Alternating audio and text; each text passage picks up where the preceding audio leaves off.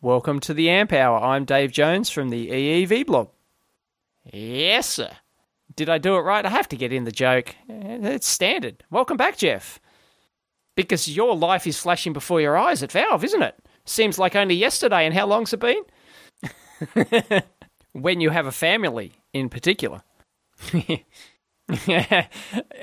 You've been duped.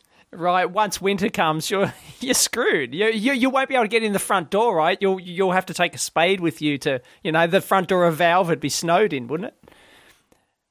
Right. Oh, okay. Right. Quick, the sun's out. Everyone races out from the building to have a look,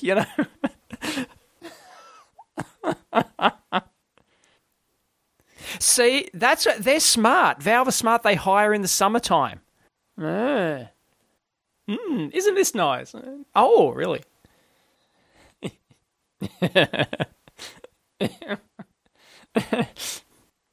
Jeff has 3 months left at Valve, folks, before the wife makes him move back.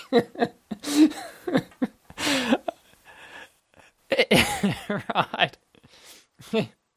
So would it be accurate to say that Valve is, and those sorts of companies, because I've worked at a similar company, that's pretty much, you have to be single to work there, really. Being a family person is probably tough at a company like that where people work until midnight and...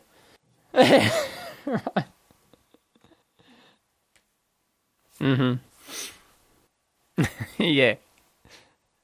Mm-hmm. Okay, right.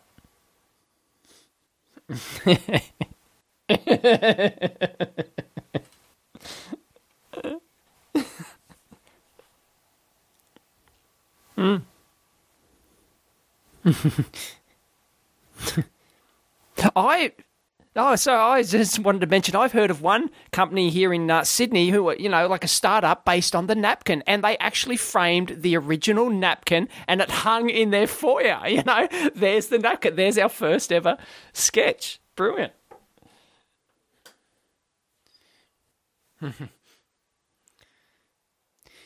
Two words, telepresence machine.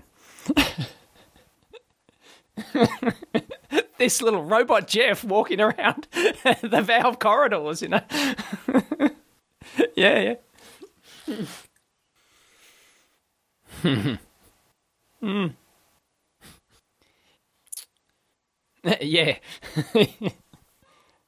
Mm-hmm.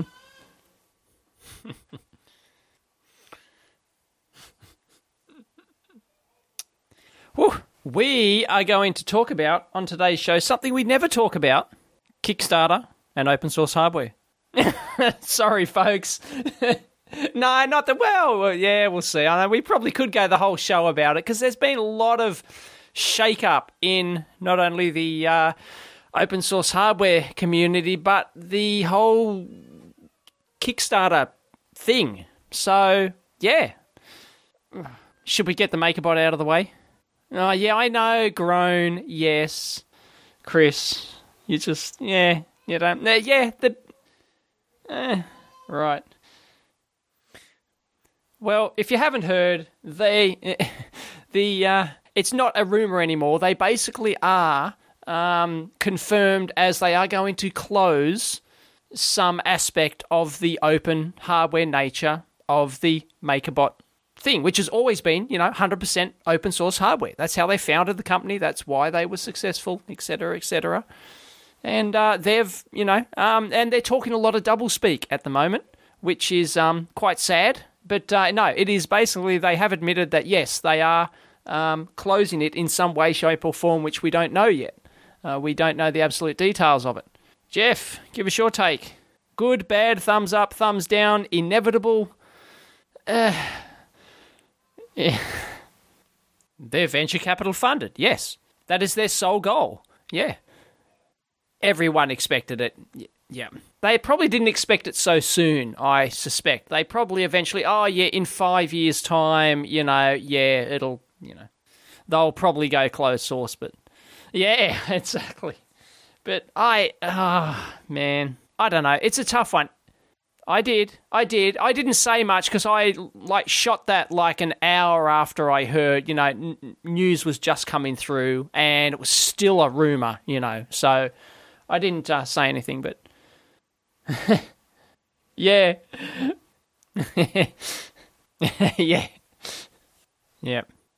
Well, they certainly didn't improve the situation with their double talk response. I mean, it actually came from Bree, and it was either vetted by somebody else or he has been very well indoctrinated in the ways of big company talk, because there were no specifics in there at all. It was all, airy-fairy, pie-in-the-sky stuff. Yeah.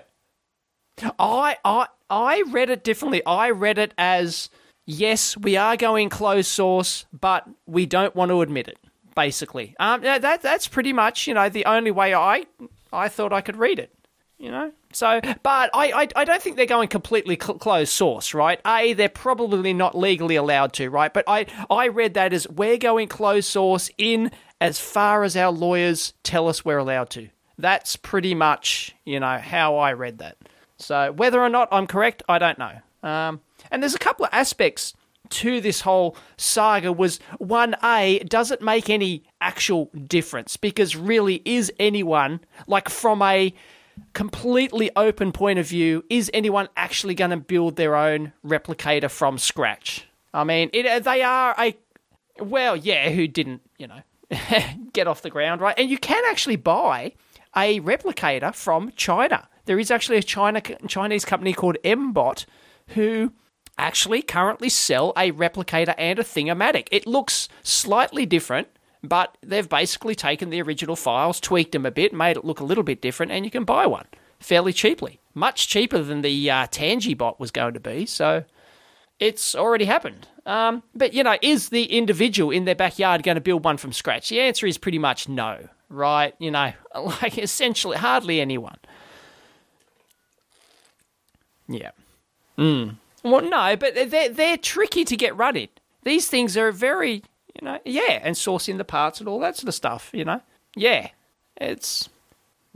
So I think it's more important to think of the open aspect as in people can have the ability to at least modify a few things. I don't think it matters from a point of view of people, able to build one from scratch. I don't think that really matters a rat's ass anymore. In these really complicated devices, because they're simple on the surface, these things, but they're really complicated to actually, get working and tweak and have a commercial and make a commercial product out of.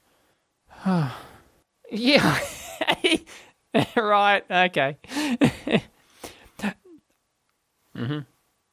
Yeah, pretty much. So they do owe their existence, and I think they're forgetting that. But you've got to understand, of course, that the venture capital people who came in don't give a shit about that. They don't care because they weren't the founders, They just put money in and said, right, we want to make a return on our investment. End of story.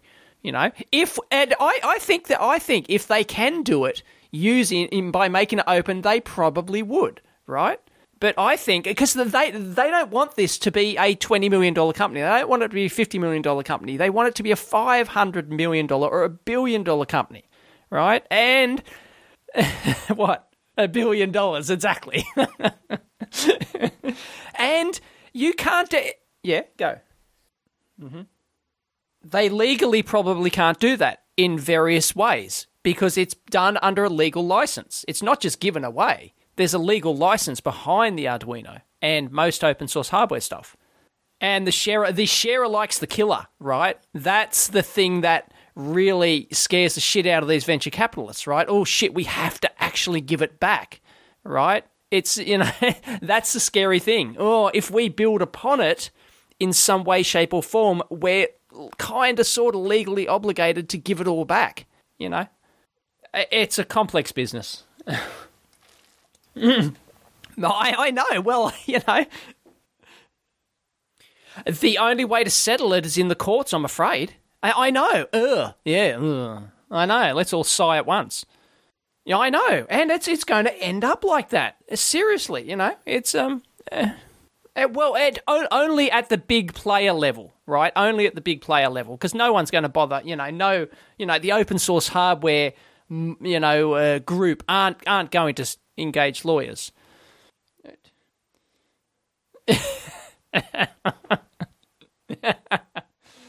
I know it's there is no answer because there has not been a suitable test case yet, really, in the open source hardware thing, and this might be the big test case. But as you know, we're implying here, the people with the money always win, unless you can challenge them. Who's going to challenge the venture capitalists behind MakerBot, right? They've probably got a lot more money than they've already put in.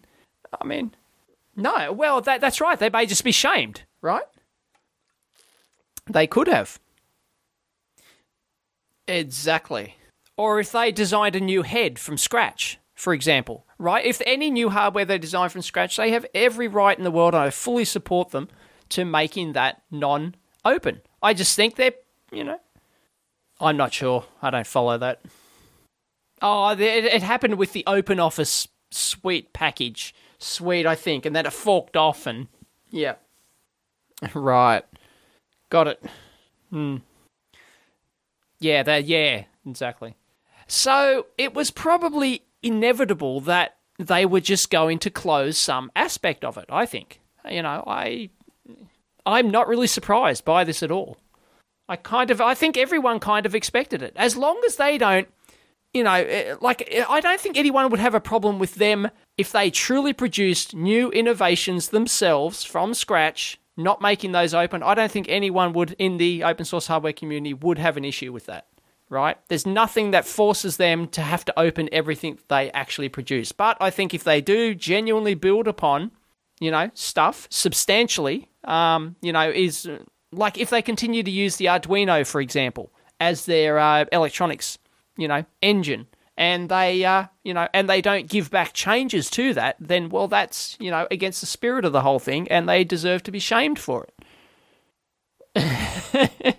Yeah, me too. I mean, their lawyers have probably looked at it and go, right, we can close this, and this, and, and we're legally obliged, legally allowed to do it, and everything else, well, we'll just keep it open to try and keep some people happy, right? That's, well, and B, they're required to, right? Yeah.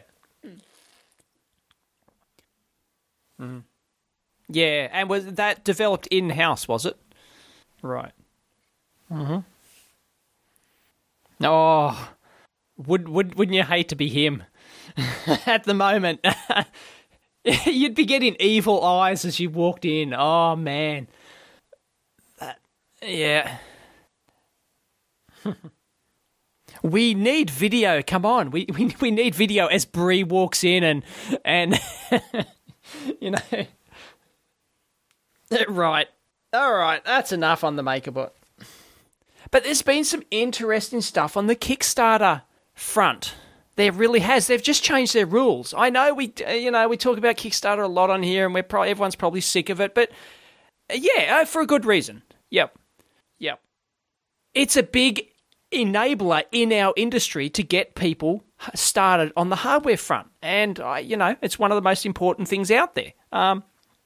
Yes, they have. Yes. So here are the things that they're changing. The content creators, the creators of the Kickstarter project, now must, in quotes, they must... what's the word? They must answer the question, what are the risks and challenges this project faces and what qualifies you to overcome them? As in, how the hell are you going to get this manufactured when you've never manufactured anything before? That's pretty much what they mean, right? So you've got to answer that, otherwise they won't even list your project anymore. That's pretty much the insinuation here. Yeah, yes. So they've added a risks and challenges section. Basically, a risks and challenges section that you must fill out to their satisfaction, otherwise they won't list you. And I think that is a good thing because, hardware is difficult to produce, as we've talked about many, many times, and we do. But in the real world, you've got to actually manufacture those electronics. I hate the real world. It sucks. It sucks ass. Right.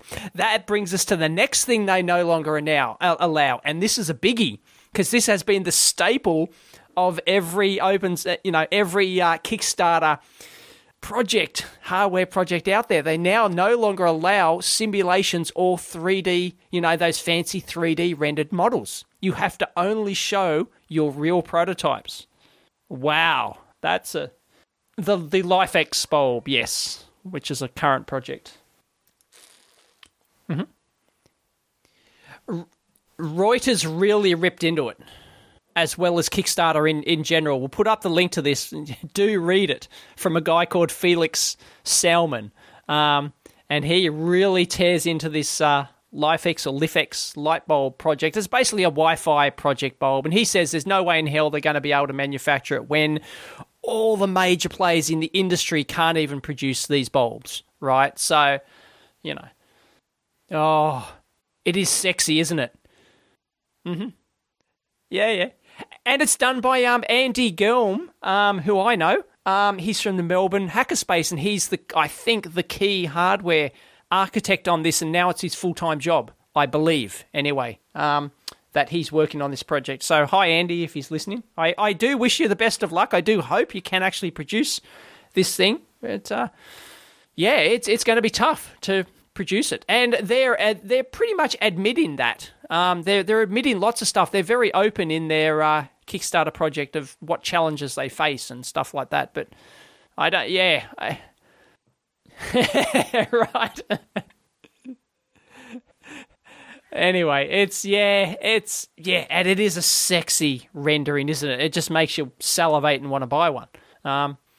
So this is what they've effectively banned now. You're not allowed to do that anymore. You're only allowed to show real photos of real hardware. And I think that's I know, but... Yeah. But it forces people to actually... I kind of like this. They've really laid down the line in the sand and said, you have to do serious work up front and actually spend some money up front and get your prototype made. And see, that's what I do. I would never put a project on Kickstarter or any other crowdfunded site unless I had actually produced at least a few through the production line, and here's the finished, here's what it's going to look like. It could be, but I would even run a panel through the local assembler just so that, okay, I've produced 10 of them on a panel, and it's all ready to go, and, well, no, because you may not have the money to buy, parts for 5,000 units, right? So, yep. Correct.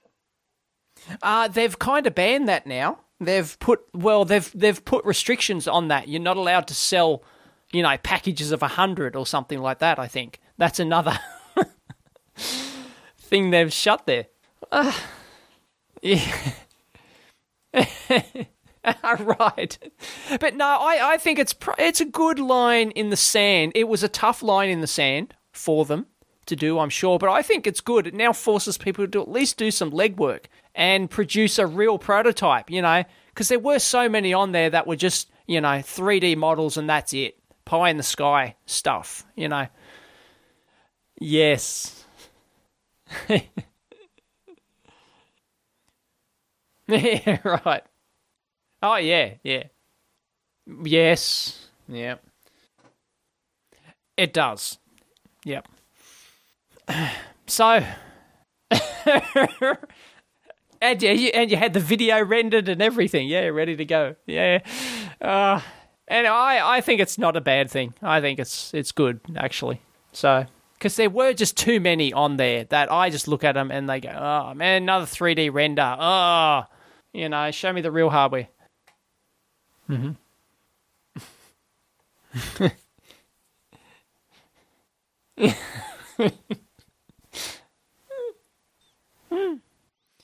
Value added, yeah. I don't know why anyone would pay an exorbitant amount of money for that. I don't. And some of these things, I don't know why people just donate.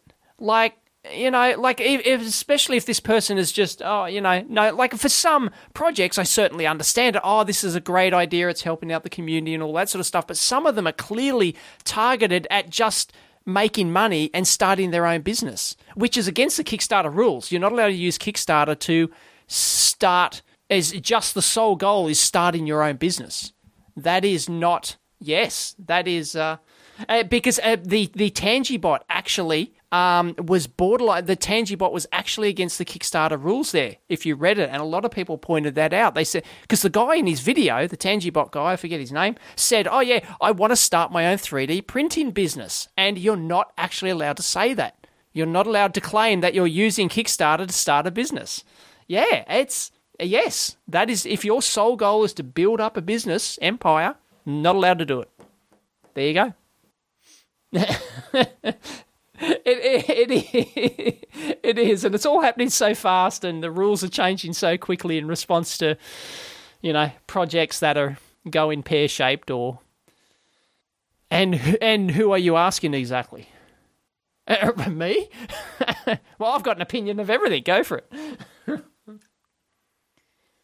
In industry?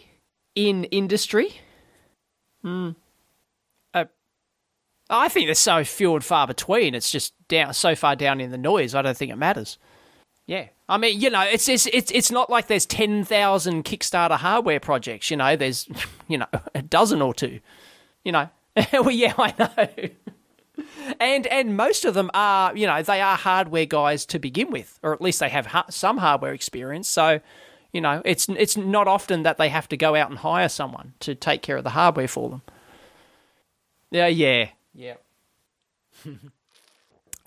Actually, if anything, they need video people to produce the slick video for them, right? Because it's all about the slick video, right? Not everyone can do a slick video. I'd have it's my full-time living to make videos, and I'd have a hard time doing a really slick video because I'm so used to just, slap it together kind of videos.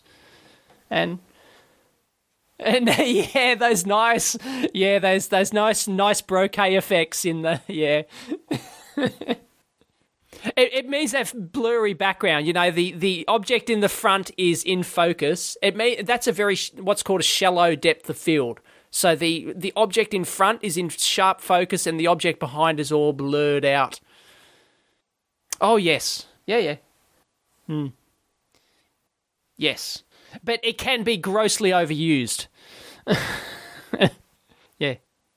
See, I hate using it. Actually, I've shot a segment on this before, and it'll be in an upcoming video I've already shot about lighting in my lab. I actually shoot, here's a teaser. I shoot a little depth of field kind of primer kind of thing. It's very, it's very crappy, but it explains this effect and how when you're doing, say, a teardown of a board, I show my board as an example, when it's on an angle, the front of the board will be in focus, but the rear of the board's not.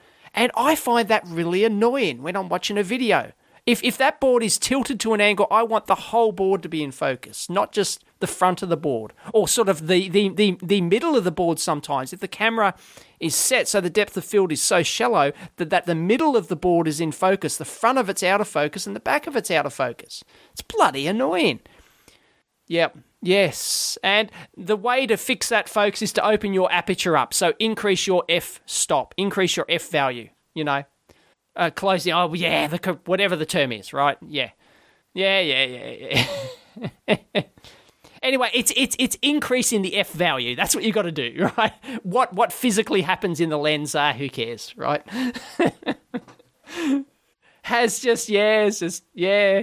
I'm going to get taken to task. I don't know the terms, but I do know the effects. And it's a pain in the ass. I hate that. I think there's nothing worse than a product photo where, it's all out of focus, like at the back. Like, show me the detail. Anyway, I'm guilty of it too. So, sigh. Right? No, I suck ass. Yeah. Oh boy. No. I just want to do it for the experience of doing it. I think. It won't be on Kickstarter because I'm not American, so I can't do it. Because you need someone in the US to take legal responsibility for it. Taking legal responsibility for my project. Yeah. Right. Oh boy. Yeah. So I'll do it on the Australian Possible website, most likely. So I'll give it a go. I could regret it totally. In fact, it's likely I will, but anyway. It'll be fun. Or it could completely flop. I may not make my target, So, who knows? Oh, groan. Yes, I think they do. It's because a lot of the people, there's a lot of, gadget freaks just trolling Kickstarter, right? Trolling as in the term of looking through. That's the alternative term. Yeah. And some people say, I'm not using the term correctly. It's actually trawling. But no, trolling is actually a legitimate use of that term. Anyway. No. And they just search Kickstarter for the latest gadgety thing, and they salivate at the mouth when it connects to their freaking iPhone, right? Even though it's not useful. I mean, take this LifeX bulb, right? Novel project, okay, granted, but I don't want to. Why would I want every light bulb in my house controlled by my phone? If I have to go find my phone to control the bloody lights, I just want them on, off. Rarely do I need to change the colour. I'm so old. Rarely would I need to change the colour or dim it. I don't know. But people will flock to buy it, right? And they have, right? Because it's novel. But they don't think about the practical. They're just buying a toy. And any toy that connects to the internet or their phone is cool. And that's why they'll buy it. But it doesn't mean that projects that don't connect to the internet can't be successful as well, because they certainly can. You suck at it, yeah. Well, it's so same here. I don't, yeah. So, Jeff, comments. Come on, yes, sir.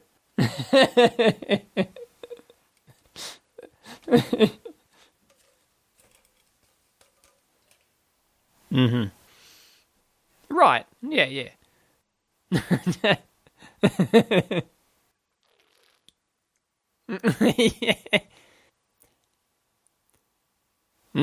Yeah. Yeah. Well, people complain about this with my power supply project, which is what I aim to put on Kickstarter. Oh, why doesn't it connect to my phone? Why doesn't it?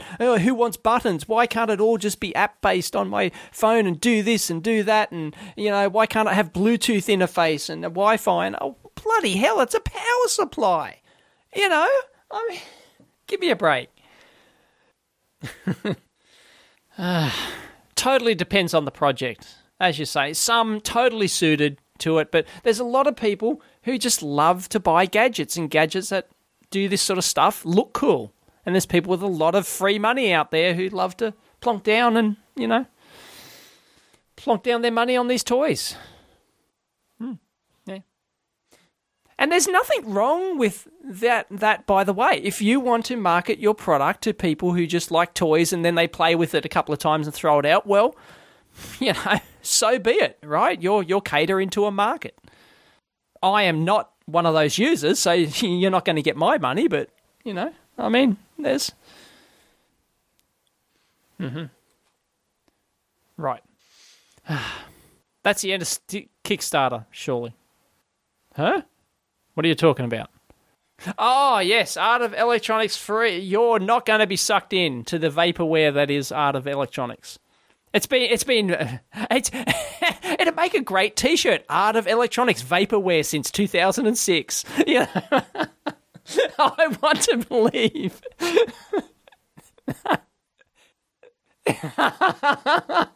I want to believe.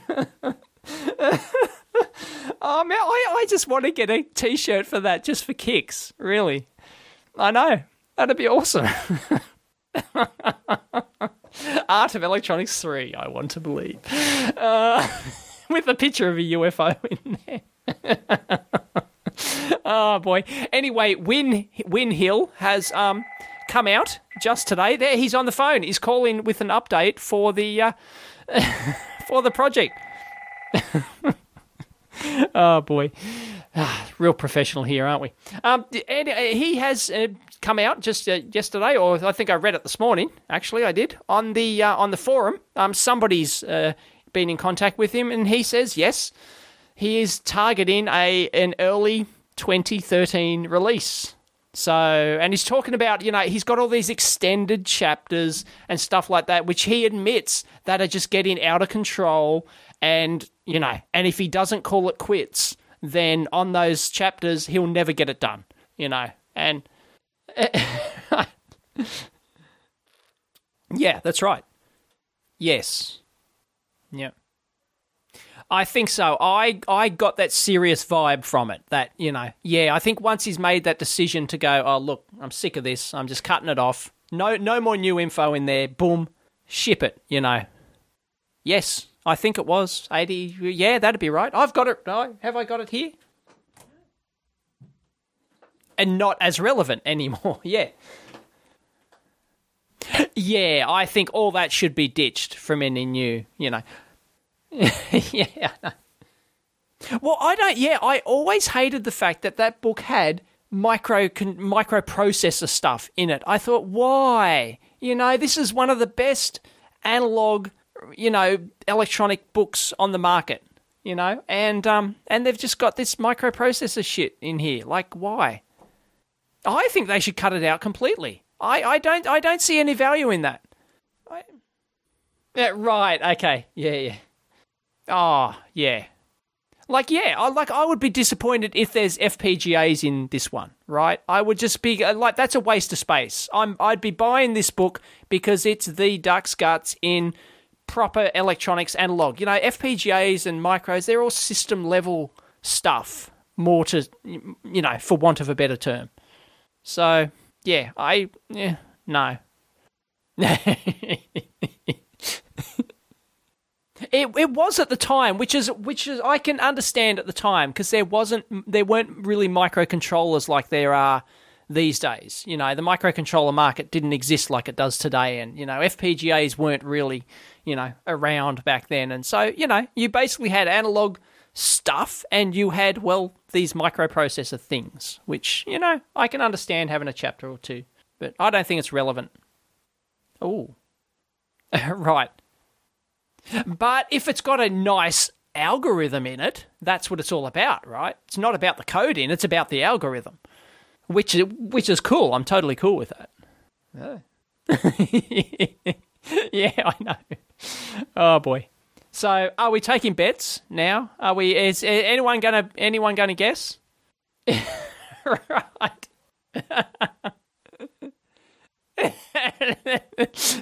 This is our whole life. Oh boy.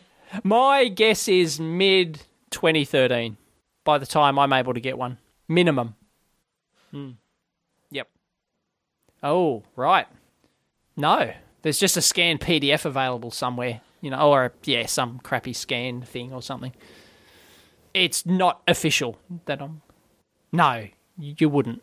Well, if it was formatted properly, maybe, but... Yep. I would still want the Dead Tree version. Yeah. How big's it going to be? Because edition 2 was like 1,100 pages or something. Like, it's just insane. And now he reckons they've got like 12 expanded chapters, new expanded chapters or something. Holy crap. Oh... Yeah, that really thin stuff, yeah. Right. Yeah, it'll be in full colour too. Right. Oh, boy. Oh, yeah, we've got Art of Electronics. Yeah, I've got 2 copies. Or I did have. Maybe I sold one. Anyway. Yep. What else we got on the list? We got no time left, but we'll add something. Well, no, we've got 5 minutes. Yeah, of course. Let's go. Yeah, our last episode was an hour and a half, wasn't it? We're still called the Amp Hour, though, because it's a funky name. I like it. we have Amp Hour trivia. I cannot believe you hadn't heard of the smoot as a unit of measure. Yep. Jeff, how many smoots? How many smoots are you? Oh, okay. That's like 1.2 smoots or something, isn't it? Roughly? 1.1 something? Okay. There you go. But mine is 1,028, like 1.028. It's kind of like I just flipped that binary digit, It's kind of nice. I like it. At least I'm closer to a binary multiple than you guys. Yes, but at least I'm close. Gee. That segment just sucks ass, dude. Let's not do that again. Amp Hour trivia. Right. What's this crap you got on the list about hardware is dead? Did we just do a whole show about hardware is the new thing? Hardware is dead. Long live hardware. You know. And who is VentureBeat? Where this article comes from? Who the hell is VentureBeat? Right, useless websites. Right, useless technology blog websites. Yeah, nah, bugger off. I can't believe it has a nice screen. I believe it has a screen. I can't believe it has a nice screen for $45. I'm sorry, it's just not going to happen. Yeah, when the big, yep.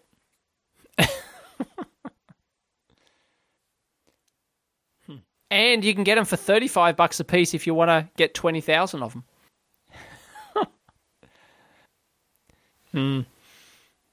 Right, if it's just a surplus lot or something like that, or can you buy 20,000 next week? You know, no.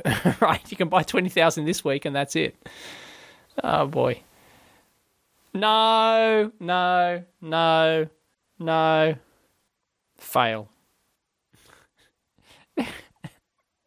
Yeah, that's why I don't understand why anyone wants to follow that race to the bottom on Kickstarter again. Sorry, and produce something at really low cost. Like you feel you're obligated to because you have to compete. Jeff and I were talking about this a little bit before the show. And it's, you're just not going to make enough margin on it. It's just, you're working for slave labor wages. It's hopeless. Oh, boy. No, that's right. Yes. Or meet in some niche market. You've got to, that's the key. That's always been the key in this business. Yeah. Yep. Right. Or don't do a Kickstarter making a $10 watch. You're just not going to win, right? It's pointless. Oh, boy. It reminds me of the quote on how do you make money from free stuff. Volume. That's, when you, free software. How do you make money? Selling free software. Volume. Yay. Anyway, I think it's fucking hilarious. Sorry. Huh? It stands for Application Programming Interface. Yes. I'm the software guru. Yeah. Right, how bad you are. Yeah. Yeah. All right.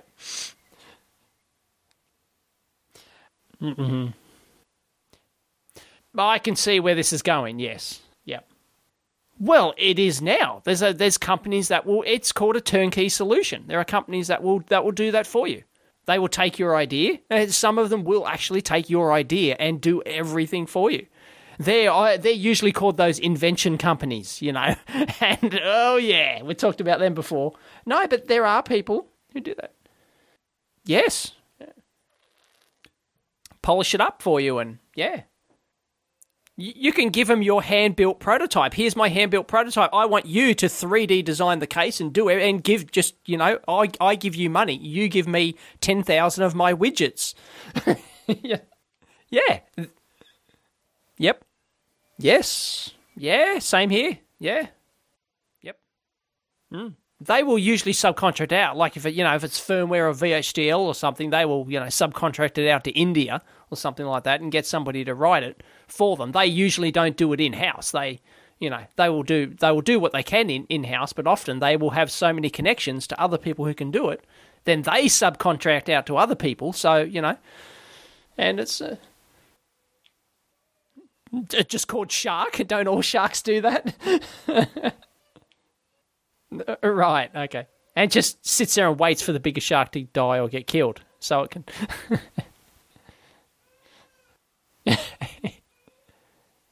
I know people that do that. They're PCB designers and they do a lot of their work comes from these contract manufacturers because somebody's given them the task of, we want you to lay out this board to fit in this case or something. And yeah, they don't want to do it in-house, so they farm it out. They farm out mostly everything. Because really their speciality is the manufacturing side of things, usually. Is the pick and place machine. They don't design 3D cases in-house usually. They'll give it to someone else. They don't lay out boards in-house, usually. So, yeah.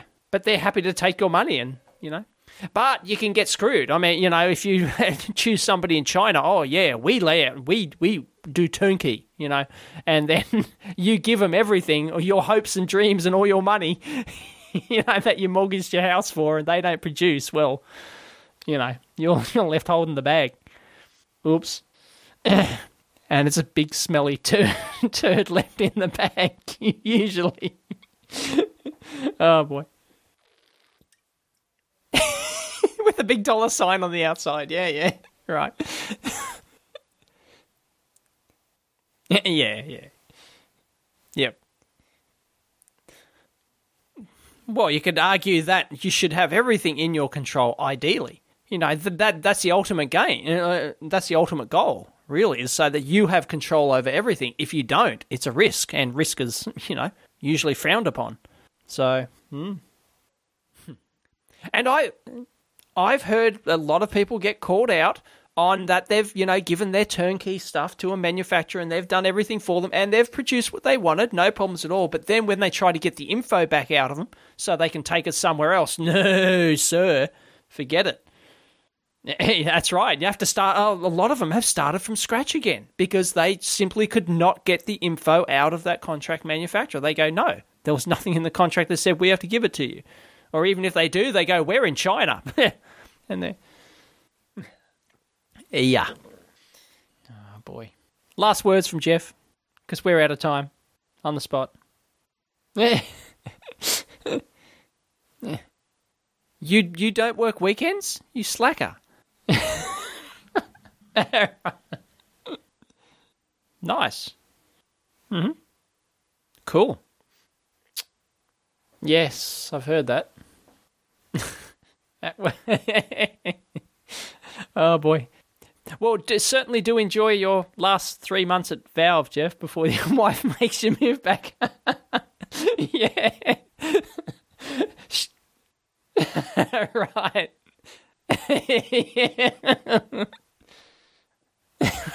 Sorrows.